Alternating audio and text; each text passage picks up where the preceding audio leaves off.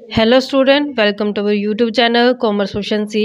आज की क्लास में कवर करेंगे एक्सटर्नल इकोनॉमीज़ के बारे में।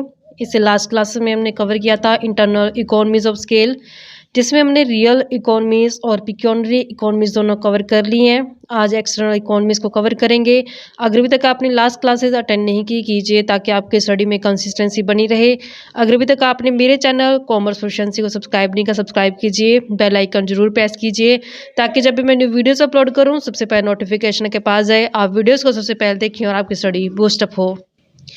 जो एक्सटर्नल इकोनॉमीज़ होती हैं ये इंडस्ट्री स्पेसिफिक होती हैं। इंडस्ट्री स्पेसिफिक होने का मतलब क्या होता है कि जैसे ही इंडस्ट्री स्केल ऑफ प्रोडक्शन को बढ़ाती है तो स्केल ऑफ ऑपरेशन को बढ़ाने से जितनी भी फर्म्स शामिल होती हैं इंडस्ट्री के अंदर, क्योंकि इंडस्ट्री का मतलब क्या होता है, ग्रुप ऑफ फर्म्स। तो यानी कि जैसे इंडस्ट्री ने स्केल ऑफ ऑपरेशन को बढ़ाया है तो वैसे ही उसके स्केल बढ़ने से, स्केल ऑफ ऑपरेशन बढ़ने से, तो जितने फर्म इंडस्ट्री के अंदर आएंगी हर एक फर्म को उसका जो बेनिफिट देखने को मिलेगा, तो इसे बोलते हैं external economies.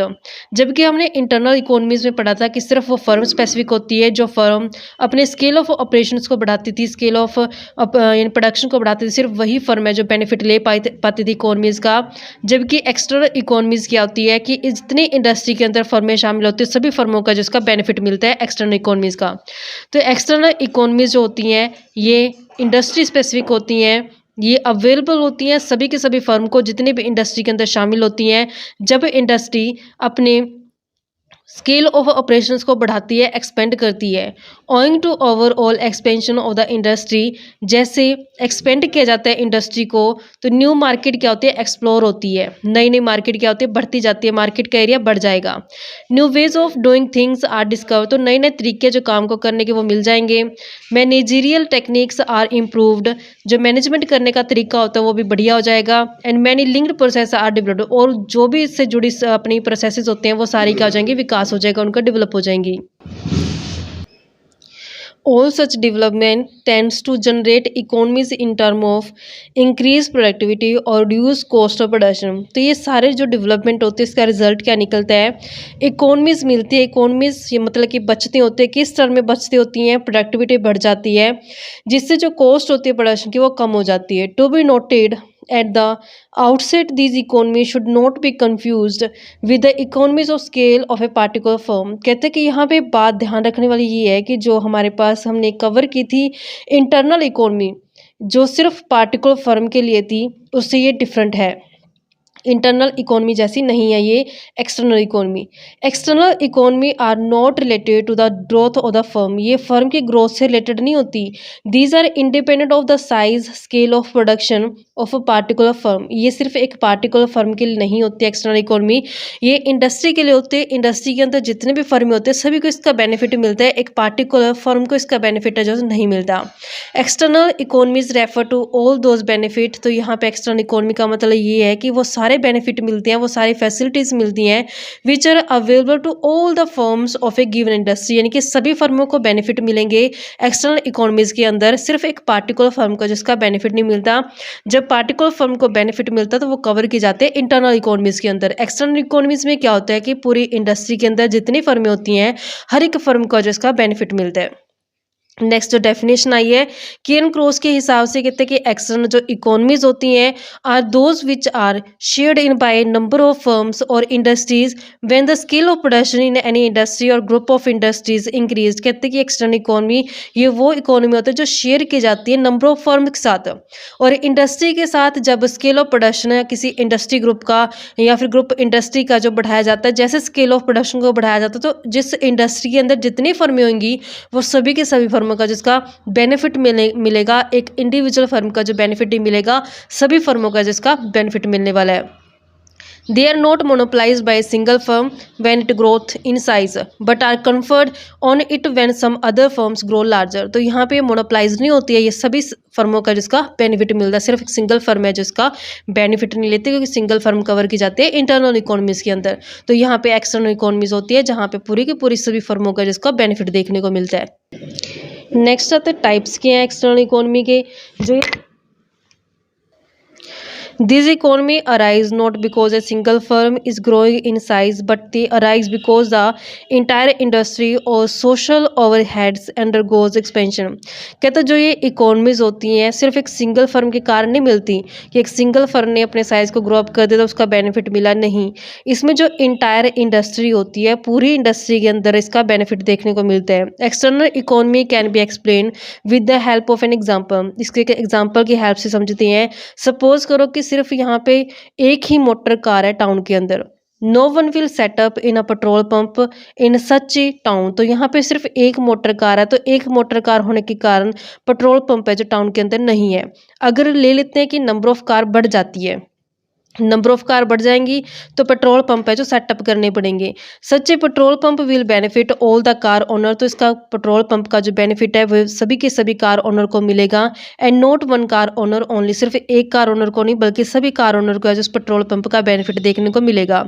If the number of cars increase still further, तो अगर इसके बाद भी कारों की संख्या जो बढ़ जाती है, then there will be come into being service station. तो यहाँ पे सर्विस स्टेशन भी खुल जाएंगे, फिर ऑटो स्पेयर पार्ट सेलर्स भी आ जाएंगे, रिपेयर वर्कशॉप भी खुल जाएंगी। तो यहाँ पे देखो सिर्फ एक ही उसको स्पेसिफिक किसी फर्म को उसका बेनिफिट नहीं मिल रहा, बल्कि सभी को मिल रहा है कि जैसे कार ओनर ने कार परचेज की तो एक कार के लिए तो पेट्रोल पंप नहीं था, लेकिन जैसे नंबर ऑफ कार ओनर्स बढ़े वैसे पेट्रोल पंप आए। जब और भी नंबर ऑफ कार्स बढ़ाई गई तो धीरे धीरे जो और भी विकास होता गया, जैसे ऑटो स्पेयर पार्ट सेलर्स आ गए हैं, सर्विस स्टेशन आ गए हैं, रिपेयर वर्कशॉप आ गए। तो इसमें हर एक जो आसपास जो भी इससे रिलेटेड थी ट्रांजेक्शन्स, जो भी इससे रिलेटेड काम था वो सारा क्या होता गया, बढ़ता गया।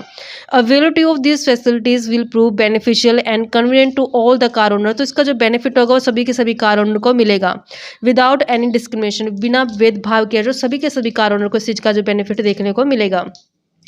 तो यहाँ पे जो टाइप्स आते हैं एक्सटर्नल इकोनॉमीज़ के, उसमें सबसे पहले थे इकोनॉमीज ऑफ कंसिट्रेशन। कंसिट्रेशन का मतलब क्या होता है कि जैसे एक ही जगह पे जो सभी फर्में जब काम करती है तो वहाँ पे उसको बोलते हैं कंसिट्रेशन होना। इसको एग्जांपल की हेल्प से समझते हैं हम। कंसिट्रेशन में ले लेते हैं, मान लेते हैं कि एक पार्टिकुलर प्लेस है जहाँ पे बहुत सारे नंबर ऑफ फर्म्स है, बहुत सारे नंबर ऑफ फर्म्स है ये इंडस्ट्री के अंदर, इसको बोलते हैं कंसिट्रेशन। नॉन कंसिट्रेशन होता है कोई फर्म यहाँ है, कोई यहाँ है, कोई यहाँ है, दूर दूर है फर्में, उसको कंसिट्रेशन नहीं बोलते। कंसिट्रेशन का मतलब आता है कि जब एक ही प्लेस पे नंबर ऑफ फर्म्स क्या की जाती हैं, इस्टेब्लिश की जाती हैं। अब कंसिट्रेशन की क्या इकोनॉमीज होती है इसको कवर करते हैं। When several firms of an industry establish themselves at one place, कहते हैं कि जब बहुत सारी फर्में इंडस्ट्री की एक ही जगह पे इस्टेब्लिश की जाएंगी, then they enjoy many benefit together। तो वो मिलके बहुत सारे बेनिफिट्स का जो इंजॉय करेंगी। जैसे एग्जांपल के लिए availability of developed means of communication and transport. तो यहाँ पे देखो बिल्कुल ही विकास मतलब डेवलप्ड मीन्स ऑफ कम्युनिकेशन जो मिल जाएंगे, ट्रांसपोर्ट मिल जाएगा, ट्रेंड लेबर अवेलेबल हो जाएगी, by products, development of new inventions pertainings to that industry. तो नई नई इन्वेंशन जो होंगी वो भी पता चल जाएंगी। Mutual consultation by the entrepreneurs. तो आपस में जो बातचीत कर पाएंगे जो एंटरप्रेन्योर्स होते हैं। When faced with the general crisis, अगर कोई दिक्कत आती है तो वो आपस में आसानी से बात कर सकते हो क्योंकि आसपास है जो उनकी फर्में इस्टेब्लिश की गई इंडस्ट्री के अंदर। And financial institutions etcetera, all this facility help the firm to develop and progress. तो ये सारी की सारी फैसिलिटी क्या करती है, फर्म की हेल्प करती हैं डेवलप करने में और उसकी प्रोग्रेस करने में। नेक्स्ट आते हैं इकोनॉमीज ऑफ इंफॉर्मेशन। इंफॉर्मेशन की इकोनॉमीज कैसे मिलती है कि जैसे एक जब भी कोई फर्म बड़ी ग्रोथ कर जाती है तो उसके बारे में पब्लिश होना शुरू हो जाता है जो कंटेंट होता है। तो जैसे उनकी जर्नल्स पब्लिश होनी शुरू होती है फर्मों के बारे में, तो जो इन्फॉर्मेशन होती है दूसरी फर्मों को भी मिल जाती है कि जिससे वो भी क्या कर सकते हैं, ग्रो कर सकती हैं। इकोनॉमीज ऑफ इंफॉर्मेशन का जो उसका फायदा मिलता है, कहता है when the number of firms in industry increase, जैसे ही नंबर ऑफ फर्म जो इंडस्ट्री के अंदर बढ़ जाती हैं, then it become possible for them to have concerted efforts and collective activity. तो क्या करती हैं, उनके लिए संभव हो जाता है कि वो मिलके कलेक्टिव एक्टिविटी करें, जुड़ के आपस में क्या करें, सहयोग के साथ काम करें। They don't feel the necessity of independent research on individual basis. तो उनको यहाँ पे इंडिविजुअल बेसिस पे है जो रिसर्च करने की जरूरत नहीं पड़ती है। साइंटिफिक और जो ट्रेड जर्नल्स होती हैं वो पब्लिश करती हैं it become convenient for the firms of a given industry to collect necessary information.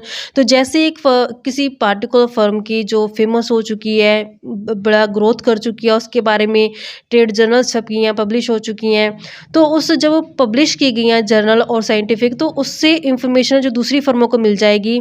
तो जो भी कलेक्ट कर पाएंगे नेसेसरी इन्फॉर्मेशन चाहिए होती है इंडस्ट्री के अंदर जो दूसरी फर्में होती हैं। These journals provide sundry information such as a new market pertaining to the goods produced by the firm or the development of new production technique abroad etc। तो जब एक फेमस फर्म के बारे में जर्नल छप गई है तो उसकी इंफॉर्मेशन के हेल्प से एक फ़र्म क्या कर पाते हैं, दूसरी फर्म को क्या पता चल जाता है कि नई मार्केट एरिया कहाँ पे है, किस तरीके से वो डेवलपमेंट कर सकती है, नई नई प्रोडक्शन टेक्निक है जो अब्रॉड से ले सकते हैं। तो उसको दूसरी फर्मों का भी इस चीज़ का बेनिफिट मिलता है कि जो इन्फॉर्मेशन उन्हें चाहिए होती है वो आसानी से मिल जाती हैं। नेक्स्ट आते हैं economies of disintegration. Economies of disintegration का मतलब क्या होता है कि जो फर्में जिस काम में स्पेशलाइज्ड होती है उनको वो काम दिया जाता है। जैसे कहते हैं कि व्हेन एन इंडस्ट्री डेवलप, एक इंडस्ट्री बनती है, जो फर्म होती है वो इंगेज करती है, म्यूचुअली एग्री हो जाती है काम को, प्रोडक्शन प्रोसेस को बांटने के लिए। तो every firm specialize in the production of a particular item. हर एक फर्म किसी न किसी एक पार्टिकुलर आइटम को बनाने में स्पेशलाइज्ड होती है जो इंडस्ट्री के अंदर बनी होती है फर्में। जैसे एग्जाम्पल के लिए in case of cycle industry, अगर साइकिल इंडस्ट्री की बात की जाए, localized at a particular place, जो एक पार्टिकुलर प्लेस पे बनाई गई cycle industry. Some firm specialize, तो यहाँ पे कुछ फर्में ऐसी होती है जो स्पेशलाइज होती हैं मैन्युफैक्चर करने के लिए, जो फ्री व्हील्स होती हैं।